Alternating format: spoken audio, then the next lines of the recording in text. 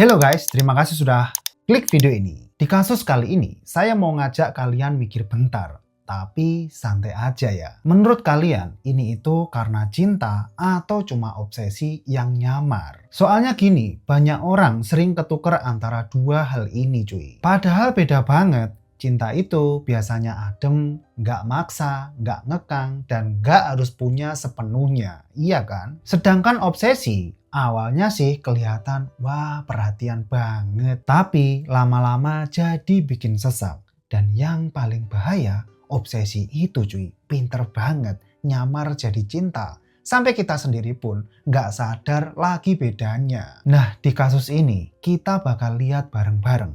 Ini semua karena cinta atau cuma keinginan untuk memiliki saja dengan cara apapun. Jadi, suatu hari di Jepang ada nih seorang gundik keliling jalanan kota Tokyo sambil bawa sesuatu di dalam dompetnya. Dia menginap dari hotel ke hotel dengan nama yang berbeda-beda. Waktunya di hotel itu dia habiskan dengan menulis surat cinta untuk seseorang cuy. Nggak lama datanglah polisi ke hotel untuk menangkap dia. Polisi bilang kalau dia menjadi tersangka sebuah pembunuhan dari pria pengusaha kaya raya di Jepang. Gundi itu hanya tersenyum lalu menyerahkan dompetnya dengan sukarela. Nah, setelah polisi itu membuka dompetnya, mereka langsung shock karena menemukan Ichibos dan 2 telur laki-laki di sana. Ini bukan rekayasa, ini adalah kisah nyata. Sebuah kisah yang terjadi pada tahun 1936 tentang seorang geisha atau lebih tepatnya seorang gundik di Jepang yang menghilangkan nyawa kekasihnya sendiri karena obsesi dan kecemburuan yang begitu mendalam. Untuk itu, jangan skip video ini, stay sampai akhir biar kalian nggak gagal paham. Jangan lupa subscribe dan nyalakan loncengnya. Siapkan cemilan dan selamat menonton. Seperti biasa, sebelum masuk ke kronologinya, kita kenalan dulu dengan orang-orang yang terlibat dalam kasus ini ya. Pertama, kita kenalan dulu dengan korbannya, Kijiso Ishida atau yang biasa dipanggil dengan Kijiso. Dia adalah seorang laki-laki berumur 42 tahun yang berasal dari Tokyo, Jepang. Kijiso dikenal sebagai sosok yang tekun dan pekerja keras cuy. Dia memulai segalanya dari bawah sebagai karyawan di sebuah restoran sederhana yang khusus menyajikan hidangan belut di Jepang. Nah, seiring waktu, dia perlahan mengumpulkan pengalaman dan mengasah kemampuannya itu. Hingga akhirnya Kijiso berhasil mendirikan restorannya sendiri yang bernama Yoshidaya yang berlokasi di kawasan Nakano, Tokyo, Jepang. Setelah beranjak dewasa, Kijiso menikah dengan seorang wanita asal Jepang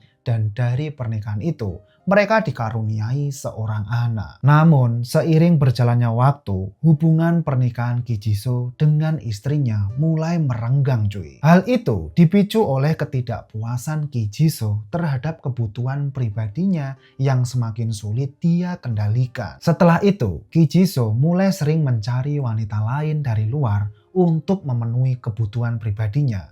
Sesuatu yang tidak dia dapatkan dari hubungannya dengan sang istri cuy. Seiring itu, Kijiso mulai tenggelam dalam gaya hidupnya yang gemar bermain wanita hingga perlahan-lahan melalaikan usaha restorannya sendiri. Kontribusinya dalam mengelola bisnis itu pun semakin minim, seolah dia tak lagi benar-benar peduli tuh pada usaha yang dulu dia bangun dengan susah payah. Sementara itu, justru sang istrilah cuy yang lebih banyak memikul tanggung jawab dalam mengurus dan memikirkan kelangsungan bisnis restoran mereka itu. Nah, sekarang saya mau ngenalin sosok pelaku yang sempat bikin publik Jepang ini heboh dan sampai saat itu banyak orang dibuat benar-benar gak habis pikir cuy. Sada Abi atau yang biasa dipanggil dengan Sada. Dia adalah seorang perempuan Jepang berumur 31 tahun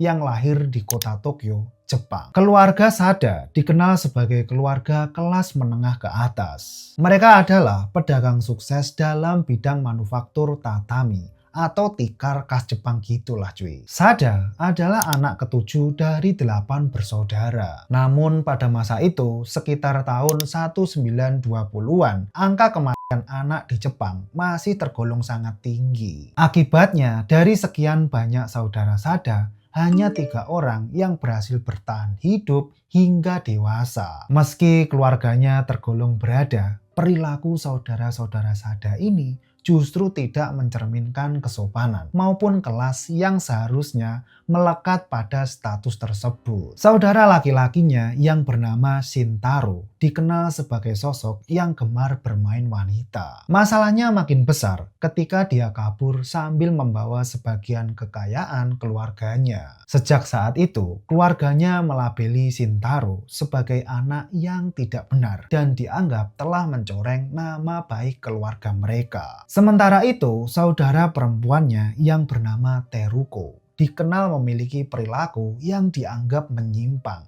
karena dia kerap menjalin hubungan dengan banyak laki-laki gitu cuy. Sebagai bentuk hukuman atas perilakunya tersebut, sang ayah bahkan mengirim Teruko untuk bekerja di sebuah rumah bordil. Nah, Sada pun sebenarnya tak jauh berbeda tuh dengan dua saudaranya itu. Sejak kecil, dia sempat disekolahkan oleh ibunya di sebuah sekolah orang berada di daerah tempat mereka tinggal itu. Namun, meski sudah mendapat pendidikan, Sada tidak begitu tertarik tuh pada pelajaran akademik. Sebaliknya, dia justru lebih tertarik pada hal-hal di luar itu, seperti menyanyi, menari, hingga memainkan shamisen atau alat musik tradisional Jepang. Memasuki masa remajanya, Sada dikenal sebagai sosok yang pembangkang dan kerap berselisih dengan orang tuanya. Alasan utamanya saat itu sederhana banget, karena dia ingin lepas tuh dari tuntutan keluarga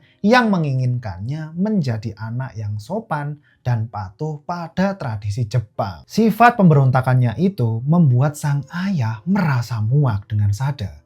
Hingga akhirnya Sada pun dijual tuh oleh ayahnya dan dikirim untuk bekerja di sebuah rumah geisha di Yokohama, Kanagawa, Jepang cuy. Nah, buat kalian yang belum tahu apa itu geisha, saya jelasin dulu ya, biar kalian kebayang gitu. Geisha adalah perempuan penghibur tradisional di Jepang. Mereka dilatih secara khusus di rumah geisha atau semacam tempat pendidikan yang membentuk mereka jadi sosok yang anggun, terampil, dan penuh etika cuy. Tugas utama para geisha adalah menghibur tamu yang menggunakan jasa mereka itu. Bukan dengan hal sembarangan, tapi lewat seni seperti menari, bernyanyi, hingga memainkan alat musik tradisionalnya Jepang. Namun beredar banyak kabar yang mengatakan bahwa geisha-geisha ini juga menghibur pelanggan mereka dengan cara yang lebih frontal di belakang layar cuy, yaitu dengan cara bersetubuh dengan pelanggan mereka. Terus gak jarang tuh mereka juga jadi wanita simpanan dari pelanggan-pelanggan yang kaya raya, atau kalau di Indonesia itu semacam gundik cuy. Singkat cerita, setelah berada di rumah geisha, Sada harus mengikuti semua aturan dan perintah dari para seniornya. Dia memulai dari posisi paling bawah, menjalani berbagai tugas berat dan tekanan, sebelum akhirnya diarahkan untuk melayani kebutuhan pribadi para pelanggan di lingkungan tersebut. Dari situlah Sada mulai terjerumus dan membangun karirnya di dunia itu cuy. Dia terus melayani para pelanggan dari kalangan orang berada, hingga akhirnya cuy, gaya hidup itu berdampak pada kesehatannya dan membuatnya terjangkit penyakit sifilis,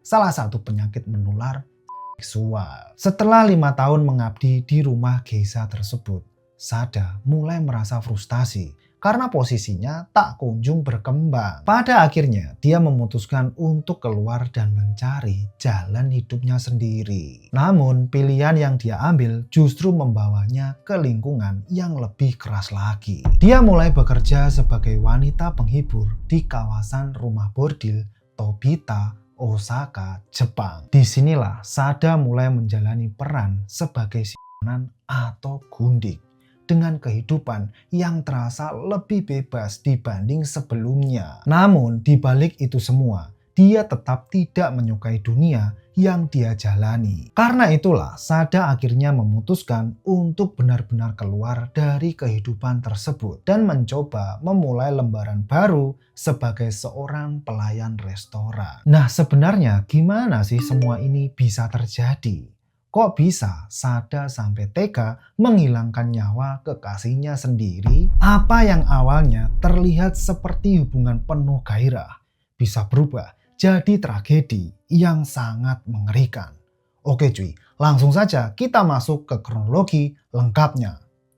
Yuk, cus! Kasus ini bermula dari keinginan Sada untuk menjalani hidup baru, bebas dari dunia gelap yang selama ini menjeratnya. Dia pun berpindah-pindah dari satu restoran ke restoran lain, mencoba mencari tempat yang benar-benar cocok untuk memulai kembali hidupnya. Hingga akhirnya pada tanggal 1 Februari tahun 1936, Sada diterima sebagai pekerja magang di sebuah rumah makan di daerah Tokyo. Rumah makan itu bernama Yoshidaya, sebuah restoran tradisional milik Kijiso. Dan seperti yang sudah bisa ditebak, Kijiso yang memang dikenal gemar banget tuh bermain wanita langsung tertarik saat melihat si Sada, pegawai magang dengan pesona dan pengalaman masa lalu yang berbeda dari yang lainnya. Kijiso langsung deh mendekati si Sada dan meluncurkan rayuan-rayuan buayanya ke Sada. Awalnya rayuan-rayuan biasa,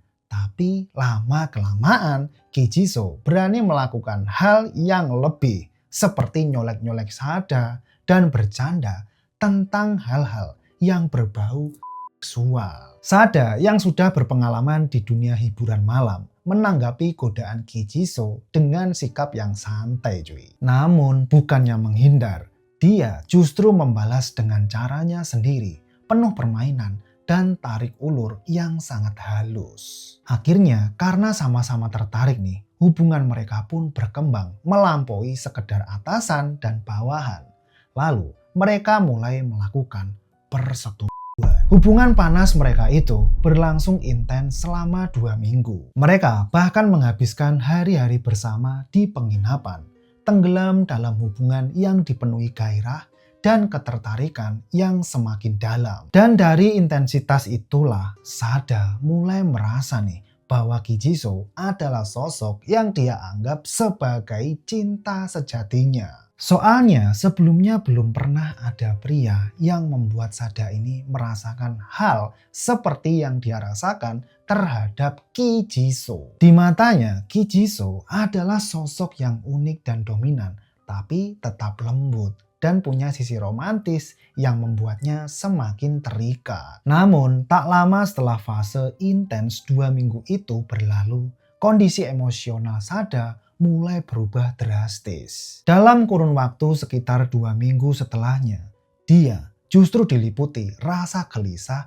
dan tekanan batin. Sada merasa tidak sanggup jika suatu saat harus berbagi Kijiso dengan wanita lain, termasuk dengan istri sahnya sendiri. Perasaan itu perlahan berubah menjadi obsesi, hingga pada akhirnya Sada meminta Kijiso untuk menceraikan istrinya dan meninggalkan keluarganya itu, agar mereka bisa memulai hidup baru hanya berdua saja dengan si Sada. Selain itu, Sada juga sering meminta Kijiso untuk mengesampingkan pekerjaannya, agar seluruh waktu dan perhatiannya hanya tertuju padanya saja cuy. Dia tidak membujuk dengan kata-kata manis semata. Sada memilih cara yang lebih halus namun kuat. Dia membujuk Kijiso dengan memakai cara melakukan persetubuhan dengan sangat intens, hingga bisa lanjut sampai berhari-hari tanpa stop cuy. Dengan mereka melakukan persetubuhan itu, harapan Sada adalah Kijiso bisa kecanduan dan ketagihan terus sama si Sada dengan sendirinya. Lalu ketika Kijiso sudah ketagihan, harapannya dia bisa memilih Sada tuh dengan sendirinya gitu. Kijiso yang memang dikenal sebagai pria yang gemar bermain wanita pun dengan mudah terbawa arus itu. Dia menuruti keinginan Sada tanpa banyak penolakan. seolah tenggelam dalam hubungan yang semakin dalam dan sulit untuk dia kendalikan. Akhirnya di situ dia pun mau-mau saja tuh menuruti kemauannya si Sada untuk menghabiskan banyak waktu hanya berhubungan badan saja dan melupakan keluarga serta pekerjaannya. Mereka pun jadi sering mengunci diri mereka di love hotel atau hotel khusus buat melakukan hubungan intim gitulah cuy. Di sana mereka juga minum obat-obatan yang bisa membuat gairah panas semakin tinggi. Namun memasuki awal Mei 1936, sikap Kijiso mulai berubah tuh. Dia perlahan menjauh dari Sada, seolah tersadar bahwa di rumah ada istri dan anak-anak yang menantikan kehadirannya. Bukan hanya itu, dia juga mulai memikirkan pekerjaannya yang selama ini terbengkalai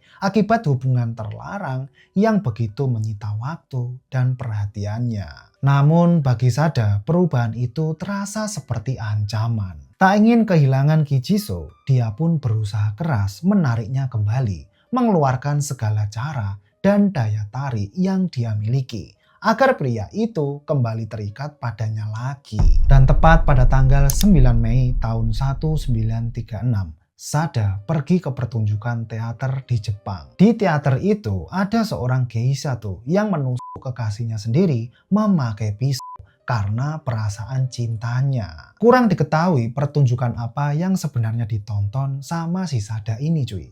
Tapi yang jelas setelah melihat pertunjukan teater itu, Sada ini jadi semakin yakin tuh kalau satu-satunya cara buat memiliki Kijiso seutuhnya adalah dengan menghilangkan nyawanya Kijiso. Dia pun mulai membeli sebuah pisau dapur berukuran besar dan diam-diam pikirannya mulai dipenuhi bayangan gelap tentang sesuatu yang jauh lebih berbahaya. Hingga akhirnya pada tanggal 16 Mei tahun 1936, mereka kembali tuh bertemu dan check-in lagi ke sebuah penginapan di daerah Ogu, Tokyo, Jepang. Di sana persetubuhan mereka jadi semakin ekstrim. Di situ mereka jadi lebih berani tuh buat melakukan hubungan seksual yang menyakitkan atau BDSM. Contohnya saat mereka udah mau keluar nih, Sada akan mencekik leher Kijiso pakai selendang obi atau jenis selendang dari baju tradisional Jepang yang dia pakai itu. Dia akan mencekik lehernya Kijiso sampai Kijiso kehabisan napas dan hampir pingsan. Semua itu mereka lakukan dengan sukarela karena memang mereka ini sama-sama suka cuy. Selain itu, saat melakukan hubungan BDSM ini, Sada ternyata pernah bilang ke Kijiso kalau dia gak segan-segan akan memotong ichibosnya Kijiso pakai pisau biar Kijiso gak bisa main-main lagi tuh sama wanita lain. Saat Sada mengatakan hal itu, Kijiso tidak menanggapinya serius. Dia mengira Sada hanya bercanda atau sekedar ucapan spontan yang tidak benar-benar bermakna cuy. Selain itu, Kijiso juga terus meminta Sada nih untuk meningkatkan intensitas dalam hubungan panas mereka meski kondisi fisiknya sudah mulai kelelahan dan dipenuhi lebam cuy. Hal itu terjadi karena Kijiso benar-benar suka melakukan hubungan BDSM. Tapi suatu hari adegan yang Kijiso kira itu sebagai main-main berubah menjadi adegan yang sangat serius. Karena pada dini hari tanggal 18 Mei 1936, Kijiso tertidur dengan lelap setelah melewati malam yang panjang bersama si Sada. Nah, di saat Kijiso itu tidur, Sada menatap lama wajahnya Kijiso, seolah-olah dia mau menikmati wajah itu untuk terakhir kalinya. Habis itu, dia ambil selendang dari baju tradisionalnya, terus dia lilitkan selendang itu ke lehernya Kijiso cuy. Kijiso yang kelelahan melakukan sedikit perlawanan, tapi perlawanannya nggak berhasil dan dia pun harus kehabisan nafas lalu meninggal dunia. Setelah Sada yakin kalau Kijiso udah meninggal tuh, dia mengambil pisau dapur yang dia bawa dan langsung memotong ichibos serta 2 telur Kijiso cuy. Setelah berhasil memotong ichibos dan 2 telur Kijiso, Sada pun menaruh mereka di kertas koran yang tersedia di kamar penginapan itu cuy. Setelah itu, Sada menaruh kertas koran yang berisi Ichibos dan 2 telur Kijiso ke dalam dompetnya. Dompetnya itu kemudian dia selipkan ke dalam selendang pakaian tradisionalnya yang dia pakai. Kegilaan Sada belum sampai di sana, karena setelah itu dia juga menulis kata-kata di badan Kijiso memakai cairan merahnya Kijiso sendiri. Kata-kata itu adalah namanya Sada sendiri yang dia ukir di tangannya Kijiso cuy. Terus dia juga nulis lagi nih, hanya Sada dan Kijiso di pahanya Kijiso dan di spray penginapan itu. Sada melakukan semua itu seolah-olah dia mau memberi pesan ke siapapun yang menemukan jasad Kijiso kalau Kijiso adalah miliknya seorang. Setelah puas mengoleksi organ Kijiso, Sada pun bersih-bersih kamar penginapan mereka dan memakaikan jasad Kijiso baju. Lalu setelah itu, Sada pergi ke daerah Tokyo. Di sana, Sada menjalani setiap momen seolah-olah itu adalah hari terakhir dalam hidupnya. Dia larut dalam perasaan dan keputusan yang sudah dia tetapkan cuy. Karena sebenarnya di dalam pikirannya Sada, dia memang sudah berniat mengakhiri hidupnya setelah rencananya pada Kijiso itu selesai. Selama berada di Tokyo, Sada menghabiskan waktunya dengan berbagai hal.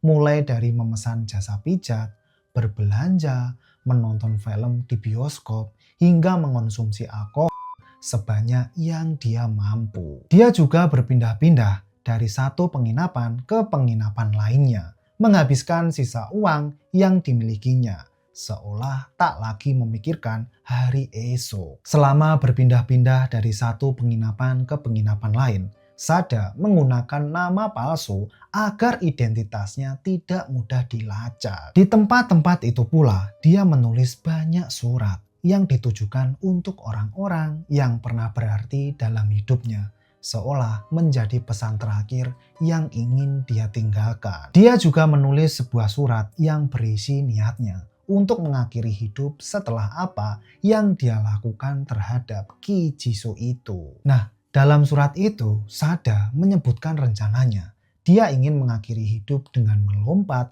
dari Gunung Ikoma yang berada di perbatasan Nara dan Osaka, Jepang. Ditulis juga di sana kalau dia akan mengakhiri hidupnya sambil pegangan ke Ichibosnya Kijiso. Dia juga tidur bareng tuh setiap malam bareng Ichibos dan 2 telurnya Kijiso yang udah dia mutilasi. Karena bagi Sada, organ itu adalah penghubung dia sama Kijiso. Di tempat lain, pada tanggal 19 Mei 1936, ada nih seorang pekerja di penginapan itu menemukan jasad Kijiso dalam kamar saat hendak bersih-bersih kamar itu. Temuan itu membuatnya shock dan dia segera menghubungi pihak kepolisian setempat. Polisi yang menerima laporan pun langsung menuju ke lokasi. Namun saat tiba di sana, mereka pun tak kalah terkejut ketika melihat kondisi dari Kijiso di dalam kamar itu. Apalagi setelah dicek ternyata kondisi Kijiso adalah meninggal dengan Ichibos dan 2 telurnya yang hilang. Polisi pun langsung melakukan investigasi. Pertama, pihak kepolisian memanggil dokter forensik untuk meneliti sebab kematiannya Kijiso. Dokter forensik itu bilang kalau Kijiso meninggal dunia karena kehabisan nafas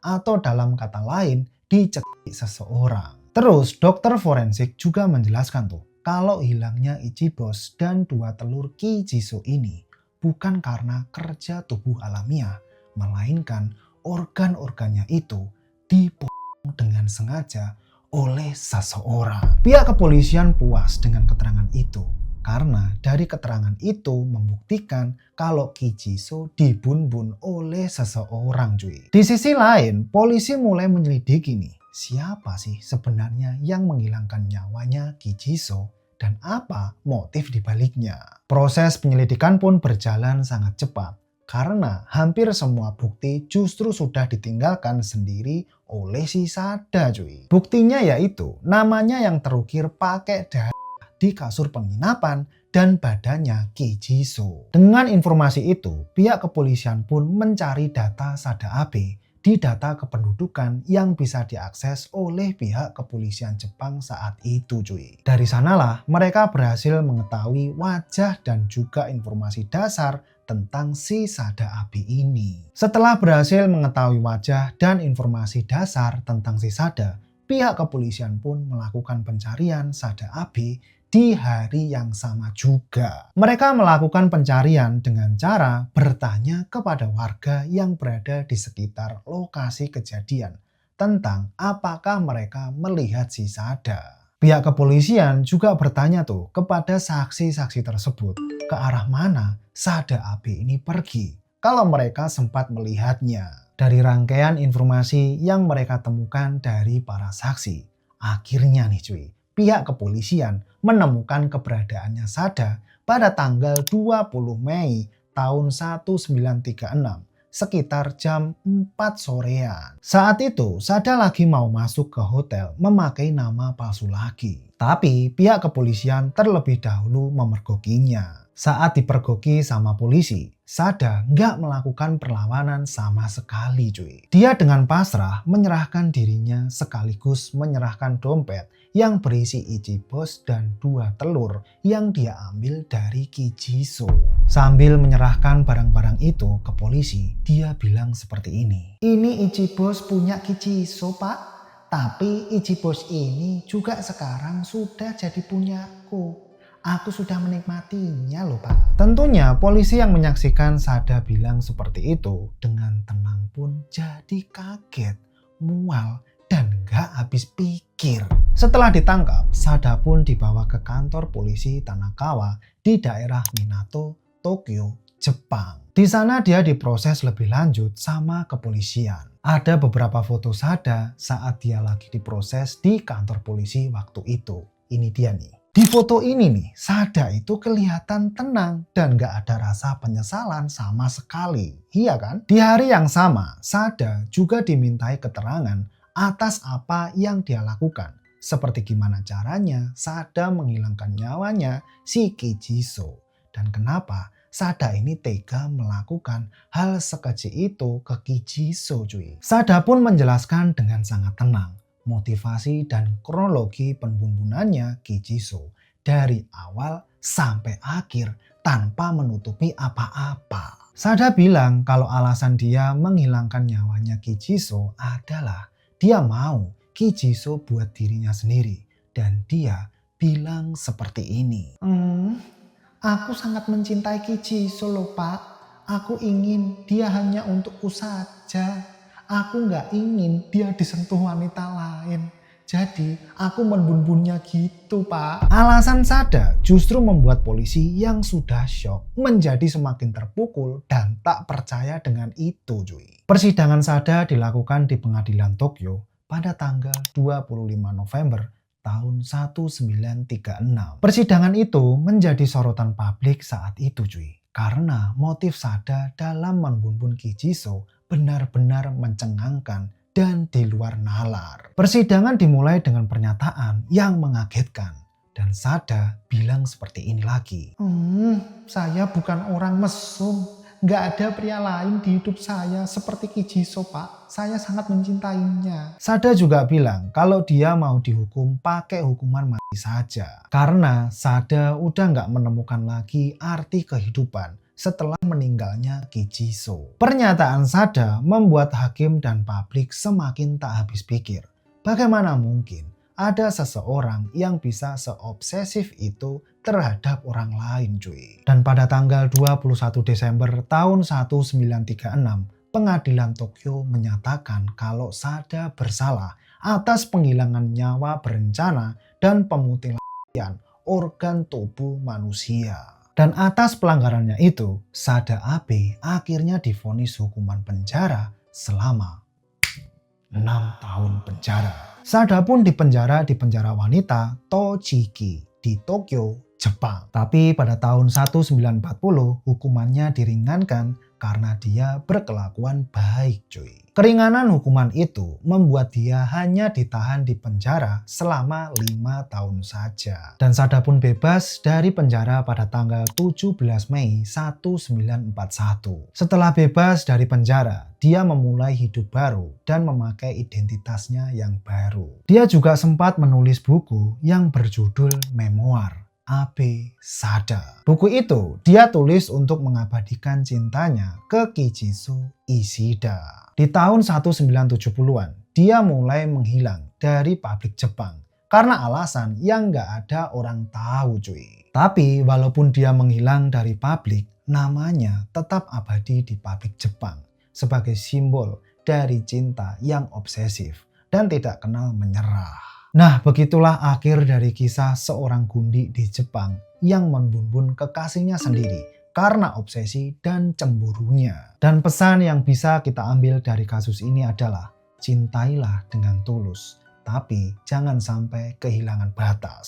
Karena cinta yang terlalu erat perlahan bisa berubah menjadi jerat yang menyesakkan. Obsesi bukan lagi tentang rasa, melainkan keinginan untuk memiliki sepenuhnya tanpa ruang, tanpa jeda. Dan saat itu terjadi, yang tersisa bukan kebahagiaan, tapi luka untuk diri sendiri dan juga untuk orang yang kita cintai. Cinta seharusnya menghangatkan, memberi tenang, dan membuat kita tumbuh, bukan membakar habis hingga tak menyisakan apa-apa. Terus pertanyaannya, apakah kalian bisa memaklumi dan memaafkan kalau seseorang melakukan pembunuhan atas dasar cinta? Kemudian nih, menurut kalian, apakah tindakan Sada AB benar-benar keji dan seharusnya mendapatkan hukuman yang lebih berat dibandingkan hanya beberapa tahun penjara saja seperti itu? Apalagi setelah itu, Sada AB menjadi simbol cinta obsesif di Jepang dan namanya menjadi abadi akibat kisah cintanya ini. Tulis pendapat kalian di kolom komentar ya. Kita diskusikan di bawah seperti biasanya. Terima kasih sudah menonton video ini sampai akhir. Jangan lupa subscribe, like, dan share video ini biar kalian tahu kalau kita upload kasus-kasus terbaru. Oke cuy, sampai ketemu lagi di kasus selanjutnya. Bye-bye.